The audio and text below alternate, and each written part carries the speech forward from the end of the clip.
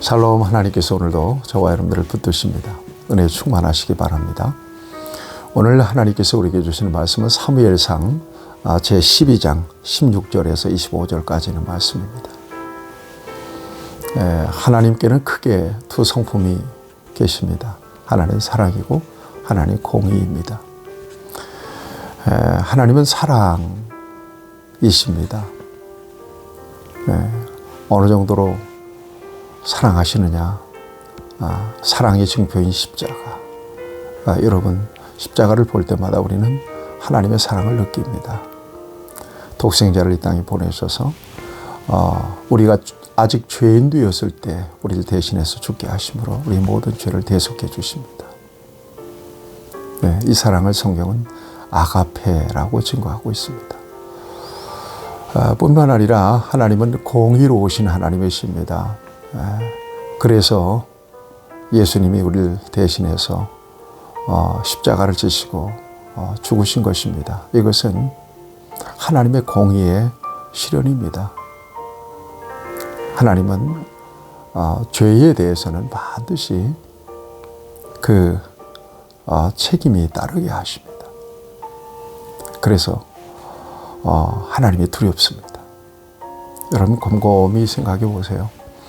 여러분들이 지금 어떤 믿음으로 어떻게 살아가고 계신지 모르겠습니다만 이 모습 이대로 하나님 앞에 서게 되면 하나님께서 내 인생에 대해서 뭐라고 말씀하실까? 어떻게 평가하실까? 여러분 생각하면 때때로 두려운 마음이 들어요. 여러분 하나님을 섬기는 데 있어서 정말 중요한 신앙이 있다면 그것은 하나님을 경외하는 신앙이라고 믿습니다. 하나님을 경외하는 것이에요.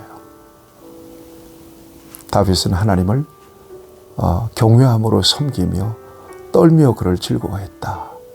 그런 고백을 한 적이 있습니다. 여러분, 하나님을 경외하는 신앙이라고 하는 것은 하나님을 언제나 의식하는 삶을 살아간다는 것을 의미합니다. 여러분, 하나님이 기억하십니다. 그리고 하나님 판단하시고요. 또 하나님의 선악간에 상도 주시지만 심판도 하십니다. 징계도 하십니다. 사랑과 공의. 여러분 기억하시면서 하나님 우리를 사랑하시되 우리가 범죄하는 것까지도 사랑하지는 않습니다. 죄악까지도 사랑하지는 않습니다. 그리고 하나님의 징계와 하나님의 그 진노에는 더 큰 하나님의 사랑이 숨겨 있기도 하죠. 오늘 본문 말씀을 보면 이스라엘 백성들이 왕을 세웠잖아요. 이거 하나님이 싫어하셨어요. 사무엘도 탐탁지 않게 여겼습니다. 그런데 워낙 왕을 세워달라고 하는 이 백성들의 요구가 강력했기 때문에 그 백성들의 요구를 하나님이 허락해 버리신 것입니다. 여러분, 이거 하셔야 돼요. 하나님 편에서나 우리에게 전혀 유익이 없어. 이걸 하나님이 너무 잘 아세요. 그런데도 우리의 요구가 너무나도 지나치고 강력하잖아요. 그러면 하나님의 허용해 버리세요. 하나님의 허용. 이때 하나님의 허용은 결코 축복이 아닙니다. 여러분, 저와 여러분들이 분별할 수 있어야 될 것입니다. 지금 내가 하나님 앞에 구하는 것들, 목마름으로 구하는 것들이 진정으로 내게 영적으로 유익이 되고 하나님께 영광이 될 수 있는 것들인가?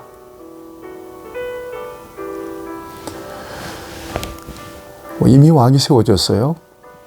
길갈에서 왕을 세우잖아요. 암몬 전쟁 이후에. 그럼에도 불구하고 이제 사무엘이 나이 많이 늙어서 은퇴하는 마당에 그의 삶을 백성들 앞에서 회고해보고 그리고 마음속에 있던 이야기를 꺼냅니다. 그게 바로 17절 말씀입니다.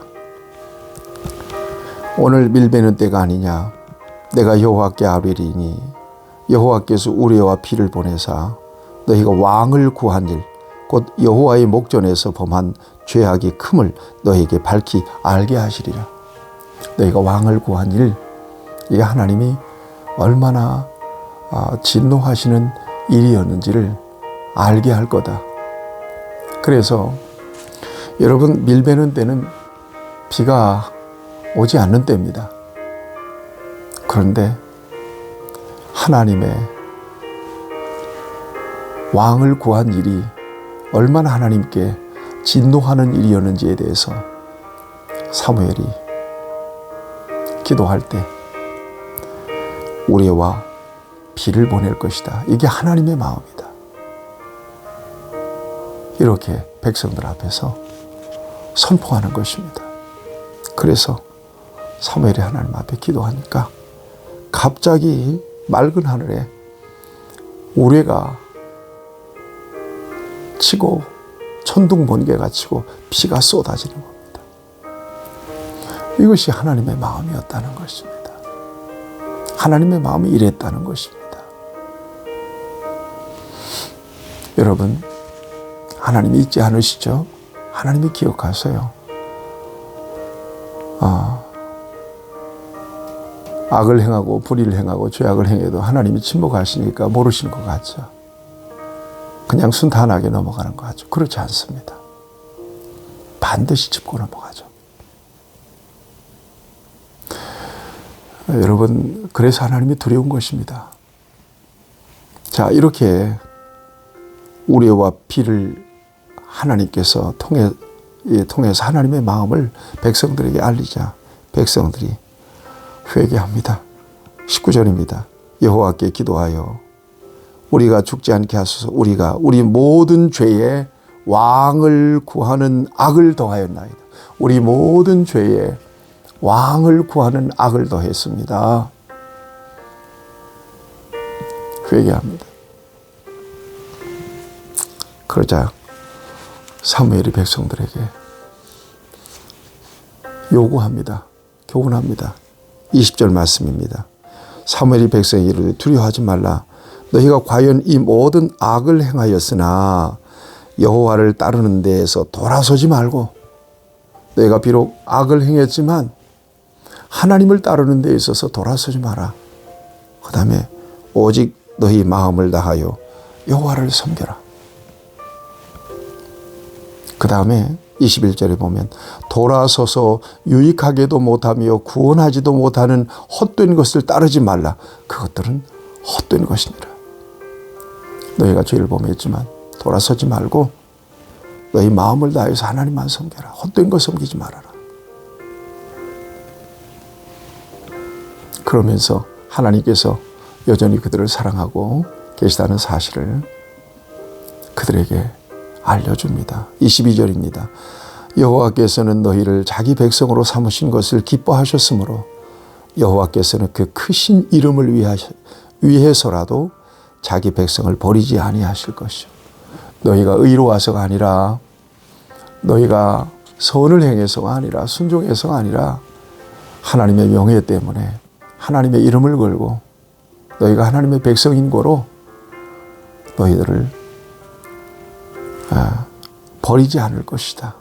이렇게 말씀해 주고 있는 것입니다. 그리고 나는 너희를 위하여 기도하기를 쉬는 죄를 여호와 앞에서 결단코 범하지 아니하고 선하고 의로운 길을 너희에게 가르칠 거다. 나는 너희를 위해서 계속 기도할 거다. 기도하기를 쉬지 않을 것이다. 그 다음에 선하고 의로운 길을 끊임없이 너희들에게 가르칠 것이다. 여러분, 24절, 25절 말씀입니다. 저와 여러분들이 정말 귀 기울여서 이 어그러지고 이 어두운 시대 속에서 살아가는 저와 여러분들에게 늘 하나님을 섬기며 또 진실되게 의롭게 산다고 하면서도 삐뚤빼뚤 갈팡질팡 좌고우면하면서 살아가는 저와 여러분들에게 하나님께서 애정을 보이시면서 주시는 말씀입니다. 귀 기울여서 들으셔야 될 것입니다. 너희는 여호와께서 너희를 위하여 행하시는 큰 일을 생각하여, 큰 일이라고 하는 게 뭐예요? 여기 밀베는 때에 우레과 피가 쏟아진 일입니다. 이게 하나님의 진노의 마음이거든요. 16절에서 이 큰 일을 보리라. 이 큰 일을 보라 그랬거든요. 진노하시는 하나님의 역사를 너희가 기억하고 이 말입니다. 오직 그를 경외하며 너희 마음을 다하여 진실히 섬겨라. 25절 보세요. 만일 너희가 여전히 악을 행하면 너희와 너희 왕이 다 멸망하리라. 너희가 여전히 악을 행하면 너희는 멸망하게 될 것이다. 마음을 다하여 하나님을 경외하며 진실히 섬기라. 이것이 사무엘의 백성들에게 대한 권면이었고, 왕을 세워서 하나님의 심기를 불편하게 했던 이스라엘 백성들을 향하신 하나님의 명령이셨습니다. 오늘 죄에서 구원받은 저와 여러분들에게 있어서 하나님께서 원하시는 것들이 무엇인지를 진정으로 살필 수 있어야 될 것입니다. 왜 저와 여러분들을 사랑하셔서 구원하셨을까요? 사도 바울의 고백이 우리의 고백이 돼야 되겠죠. 내가 그리스도와 함께 십자가에 못 박혔나니 그러즉 이제는 내가 사는 것이 아니라 내 안에 그리스도께서 사신 것이라. 이제 내가 육체 가운데 사는 것은 나를 사랑하사 자기 몸을 버리신 하나님의 아들을 믿는 믿음 안에서 사는 것이다. 어디에 계시든 하나님을 경외하며 섬기며 하나님을 기쁘시게 하고, 저와 여러분들의 삶을 통해서 하나님 앞에서 온전한 예배자로 하나님 앞에 발견되어서 하나님께 기쁨이 되는 저와 여러분들이 될 수 있기를 바랍니다. 좋으신 우리 아버지 하나님, 그럼에도 불구하고 하나님은 우리를 사랑하셔서 언제나 돌보아 주시고 계십니다.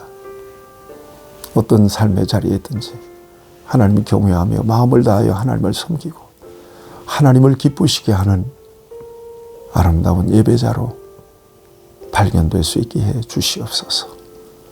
예수님의 이름으로 기도하옵나이다. 아멘. 여러분 승리하시길 축복합니다.